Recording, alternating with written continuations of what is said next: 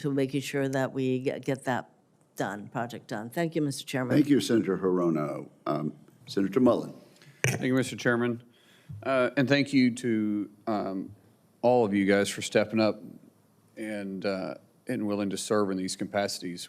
It's challenging times and a lot of changes for the better.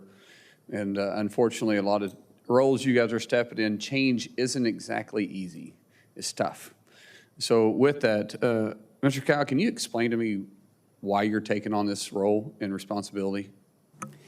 Thank you for that question, Senator.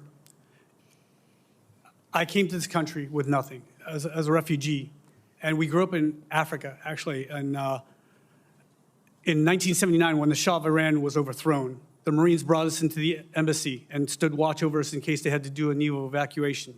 And the look in their eyes that night that said, nothing's going to hurt you, not tonight, not on my watch. I want to be like those heroes. So I dedicated my entire life to serving in the military. Right now, my son is a senior at the Naval Academy. In 11 months, he will be commissioned as an officer. I don't want him to go to war the way I did, where we used our body armors to put it between the doors to protect us. We were lucky enough to have body armor. That's not going to happen to my son, and that's not going to happen to any American sons and daughters. Not on my watch, sir. Thank you. We have real issues going on with shipbuilding. We're behind. We can't seem to get anything out of dry dock, much less get something out of from conception to delivery. How do we fix this? Senator, I've been studying this issue, and I have 10 different levers that I want to provide to you and the President in order to get shipbuilding going. But we also have to remember that we need to maintain those ships, and we need to man those ships, and we need the weapons to go on those ships. So it's a four-pronged problem that we need to address. And if confirmed, I will look into all these issues, present all the solutions to the Commander-in-Chief and the Secretary of Defense and the Secretary of Navy, as well as this body. Should we be trying to refit the current platforms, or should we be trying to embrace new technology and new platforms and maybe rethink the way we're having naval warfare to begin with? Senator, absolutely. We need to rethink naval warfare. We need to use what we already have, because the war could be any day. I mean, we live every day as if it's September 10th, 2001. So we need to be ready for what happens tomorrow. And that means we need to maintain our ships. We need to have the electronic warfare systems on board to fight off any hypersonic weapons.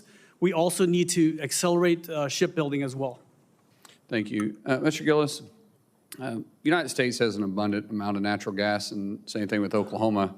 And when we start talking about Army installations, how do we become energy resilient if we have burdensome regulations that prevent us from moving forward?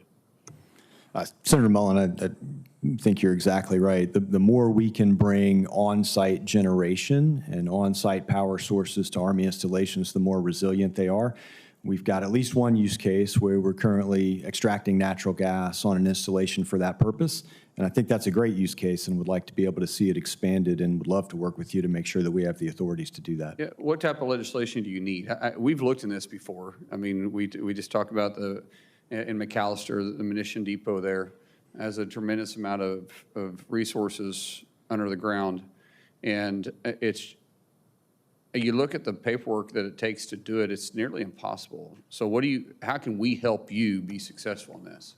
Senator, appreciate that offer, and if confirmed, I will take you up on that, and we'll have the team look deeply into that issue and let you know exactly how we could use some help. Thank you. Chairman, I'm going to yield back some time. Thank you very much, Senator. Senator Kane. Thank you, Mr. Chair, and to my colleagues and those who are here, I've been in the Senate now coming up on 13 years. And